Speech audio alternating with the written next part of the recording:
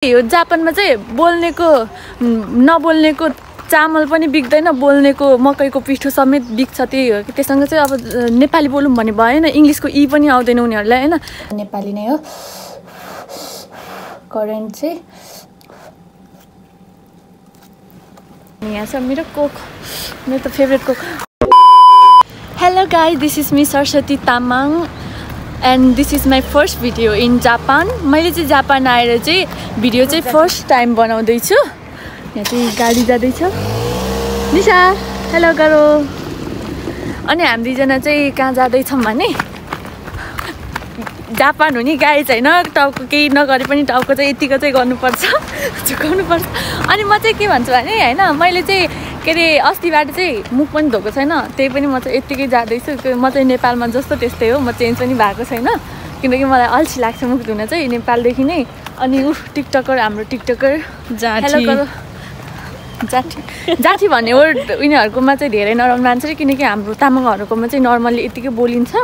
त्यही भएर मलाई चाहिँ केही लाग्दैन, उसकोमा चाहिँ नराम्रो भन्छ तर पनि उसले बोलिदिन्छ। त्यही हो गाइस, हामी चाहिँ तरकारी यसैहरू किन्नको लागि जाँदैछौँ पसलमा। यसैहरू किनकि नजिक यता हाम्रो होस्टेलको नजिक पनि छ तर पनि त्यहाँ चाहिँ अलि एक्सपेन्सिभ रहेछ कि, त्यो अलि पैसा अलि बढी भएको कारणले चाहिँ हाम्रो यता गएको नजिक एउटा पसल छ कि ठिकै पैसामा आउँछ।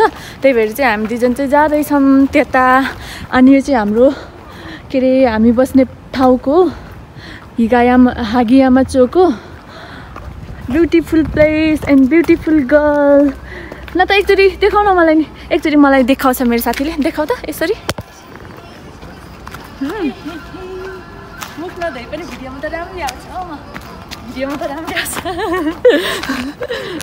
खिच्ने चाहिँ यो हो क्यामराम्यान चाहिँ। एउटा कुरा के, यता जापानमा चाहिँ हाम्रो नेपालमा चाहिँ के हुन्थ्यो भने मर्निङ वाक त मर्निङ जान्छ नि त हाम्रो नेपालमा चाहिँ, त्यही भनेर मर्निङ वाक र नाइट वाक हुन्छ एउटा। तर यहाँ चाहिँ होइन, अब हुन्छ नि यहाँ चाहिँ सबै निहुन्जिनहरू चाहिँ इसोगासी हुन्छ नि त, सबैजना डेमा नाइटमा इसोगासी हुन्छ आफ्नो आफ्नो टाइममा।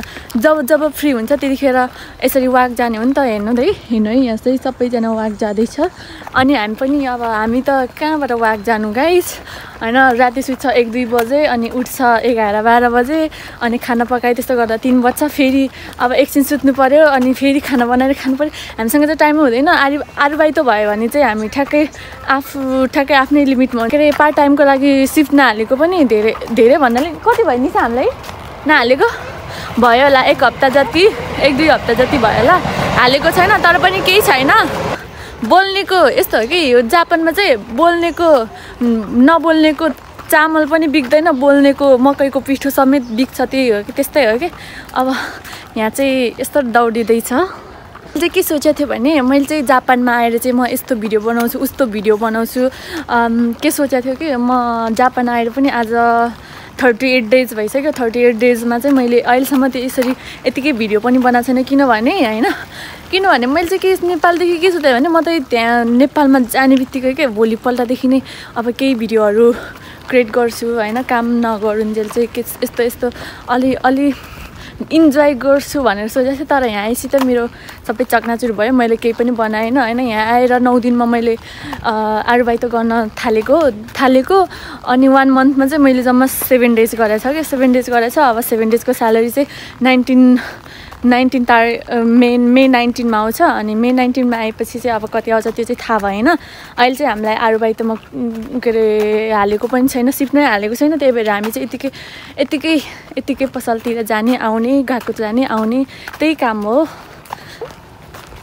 टिकटिके हो 12 दिन जस्तै 12 दिन भयो भने ठ्याक्कै 1,40,000 आउँछ। ठ्याक्कै 12 डेज भएको भए चाहिँ 1 लाख 10, 11, 12, 5 दिन हालिदिए कि हुने। अझै छ त 1 मन्थ हुन त बाँकी नै, धेरै दिन बाँकी छ। कस्तो 1 मन्थ हुन, हामीले 17 तारिकदेखि गरे हो काम, आज त ठ्याक्कै 1 मन्थ भइसक्यो। त्यस्तो होइन नि त। अनि 29 तारिकमा दिने हो नि त सेलरी त। हो 29 तारिकमा भनेछ। अनि आज 17मा दिने भए दिइहाल्थ्यो नि, त्यस्तो होइन नि त। नियम 19मा भनेछ त। अनि र जहिले हाल्ने नि हालोस् बालै भएन। अब त्यही हो। म चाहिँ अहिले चाहिँ मेरो काम खोज्ने जारी चल्दैछ गाइस। त्यही हो अब पाउँछ कि पाउँदैन त्यो उसमा भर पर्छ। तर गाइज हामीले चाहिँ नेपालमा बसेर भन्दा चाहिँ नेपालमा बसेर यतिकै बसेर पढेको भएर यहाँ जापानमा आएर यतिकै क्लासमा त लिनु पनि धेरै डिफ्रेन्ट हुँदो रहेछ। किनकि हामीले नेपालमा क्लास लिएर पनि घरमा एक्स्ट्रा पढ्थ्यो नि त, एक्स्ट्रा पढेर पनि यति पनि नआउने कि अब हुन्छ नि अब माइन्डमा सेट गर्नै नसक्ने थियो कि। तर यहाँ जापानमा आएर चाहिँ हामीले चाहिँ के हुँदो रहेछ भने अब यहाँ जापानमा आएपछि त एनी टाइम भन्नाले अब आफ्नो साथीहरू बाहेक एनी टाइम बाहिरतिर त सबै जापानिजहरू हुन्छ नि त, सबै जापानिजहरू हुन्छ नि। जापानिजहरूसँग चाहिँ अब नेपाली बोलौँ भने भएन, इङ्ग्लिसको ई पनि आउँदैन उनीहरूलाई होइन, इङ्ग्लिसको ई पनि आउँदैन कि जापानिजहरूलाई चाहिँ। कुनै यस्तै मतलब अलि स्कुलहरू नपढेको त्यो समथिङ त्यस्तोवालाहरूलाई चाहिँ सोध्यो भने वाट्स योर नेम भन्यो भने तिनीहरूले त एन्सर पनि वाट्स योर नेमै दिन्छ क्या। अनि त्यही भएर चाहिँ यहाँको मान्छेहरू कुनै मान्छेलाई आयो भने एउटा कुरा हो, 1-2 जनालाई आयो भने चाहिँ एउटा कुरा हो, तर के अरे सबै मान्छेलाई चाहिँ आउँदैन रहेछ। किनकि होइन अब यहाँ त पुरै ल्याङ्ग्वेज हाम्रो जापानिजमै हुन्छ, त्यही भएर चाहिँ हाम्रो ल्याङ्ग्वेज पनि अलिअलि नेपालमा भन्दा चाहिँ हल्का इम्प्रुभ भए पनि हुन्छ। अनि क्लासमा पढाएको चिज चाहिँ हामीले के अरे बाटोतिर त्यस्तोमै माइन्डमा सेट गर्दै गएपछि हाम्रो अलिअलि भयो नि सेट हुँदो रहेछ। किनकि मेरो चाहिँ नेपालमा हुँदा चाहिँ दिमागमै बस्दैन थियो, अब के अरे पढेको कुरा त्यो के अरे पार्टिकलहरू पनि याद हुँदैन थियो। जब चाहिँ मलाई यहाँ जापानमा आएर अब ट्रेनले चाहिँ अलिकति साउन्ड गऱ्यो, त्यही भएर चाहिँ डिस्टर्ब। अब के अरे जब चाहिँ जापानमा आएर मैले पढ्न थाल्यो अलिकति भए पनि आफूले हिङ्स बढ्यो कि गाइज यसरी बोल्नु पर्ने रहेछ होइन।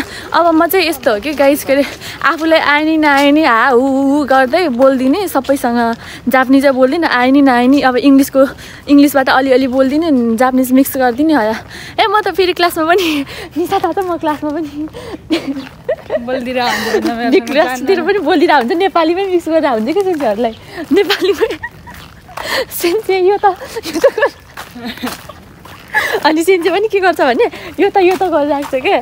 यस्तो हाँसिन्छ क्लासमा पनि कस्तो, म त सबैजना मिक्स चाहिँ हो कि। किनकि मलाई बोल्न चाहिँ एकदमै लाज लाग्दैन, पहिला सुरुमा मलाई लाजै लाग्दैन, बोल्ने कुरामा चाहिँ मलाई लाज लाग्दैन। नचाहिने कुरा बोल्दा त एउटा कुरा हो, तर त्यस्तो नचाहिने बोलेको छैन मैले क्लासमा त। यस्तो म निहुनको सबै नआए पनि थोरै भए पनि सुकोसी दाके वाकरी मासिता हो नि त, सबै नआए पनि त बोल्नु पर्यो। नेपाल होइन नि त, जापान नेपालमा पो बोल्दैन, लाज लाग्छ। अब सबै नेपाली बोल्छ, आफूमा त जापानिज के बोल्नु होइन, लाज लागिहाल्छ। यहाँ त सबैजना जापानिज छ, बालै भएन, लाज पनि लाग्दैन, बरु नेपाली बोल्न चाहिँ लाज लाग्ला होइन। त्यही हो, हामी चाहिँ अहिले चाहिँ मार्केटबाट आइसक्यो, तरकारीहरू यसैहरू किनेर समथिङ त्यस्तै किनेर आयो। र मैले चाहिँ के किन्यो, यो कोक किन्यो। आज नेपालबाट आएकोदेखि चाहिँ मैले चाहिँ त्यस्तो केही पनि खाएको छैन कि गाइज भन्नाले। अब यस्तो कि म चाहिँ टन्सिल भएको थियो, अब जापानमा आउनुभन्दा अगाडि 1 हप्तादेखि नै बिराम भएको थियो।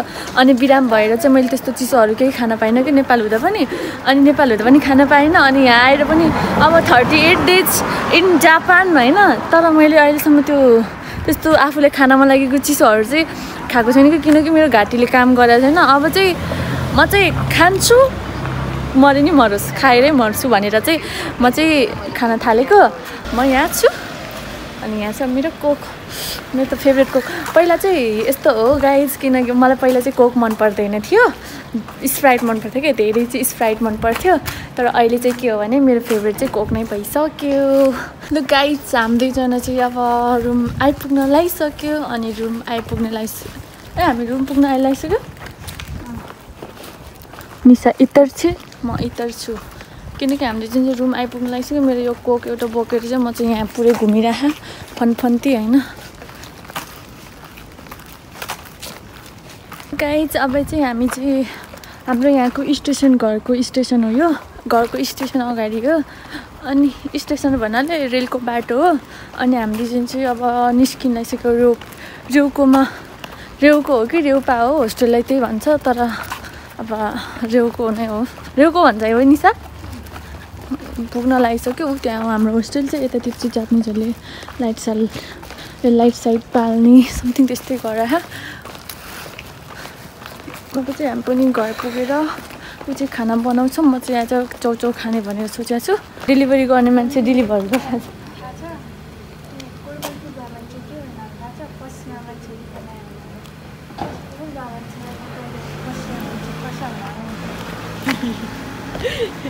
बोलिरा ओ उ पनि आफ्नो ओन भोइसबाट बनाएर रहेछ guys wow surprise congratulation mister congratulation भने ठ्याक गर अब यो पनि हाल्छु म बालै भएन नि हैन हाल्ने हो एची एची जेरो एची बान्नो हेयामे हेयादे हाई गाइस अब अलिकति जापानिज बोल्दिनँ हैन वतासी wa Sanctum Sorsority Days अनि watashi wa ima Higashi Murayama no Hagiyama Cho de ni Hagiyama Cho ni सुन्दैमास गाइज अघि चाहिँ मेरो चाहिँ मोबाइल अफ भएर चाहिँ मैले चाहिँ आफ्नो भिडियोलाई एन्ड गर्न सकेन म चाहिँ अहिले चाहिँ घर आएर पनि खाना चाहिँ नखाने अनि आज चाहिँ म करेन्ट खाँदैछु मेरो करेन्ट चाहिँ म तपाईँलाई देखाउने छु करेन्ट अनि कोक म चाहिँ खाँदैछु अब चाहिँ अनि मेरो दिन भन्नाले मेरो अघिको त्यो काम भन्नाले अब त्यो के अरे उसमा जाने काम चाहिँ के अरे मिसे जाने कामहरू चाहिँ सकियो हैन त्यही हो अहिले चाहिँ म खाँदैछु करेन्ट रामेन त नभनौँ रामेन र करेन्टमा टेस्ट डिफ्रेन्ट छ तर पनि रामेन भनेको मलाई मन पर्दैन जापानिज रामेन मेरो त नेपाली नै हो करेन्ट चाहिँ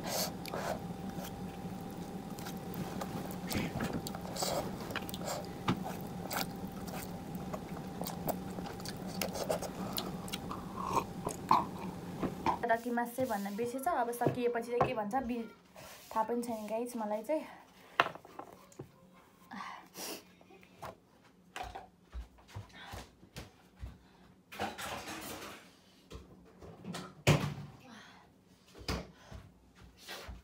अब गाह्रो आफैलाई नै हुने हो गाइस हैन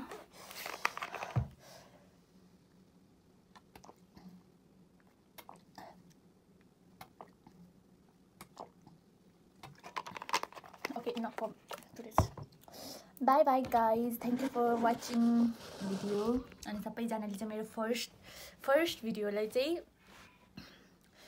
लाइक कमेन्ट सब्स्क्राइब गरिदिनु होला बाइ बाइ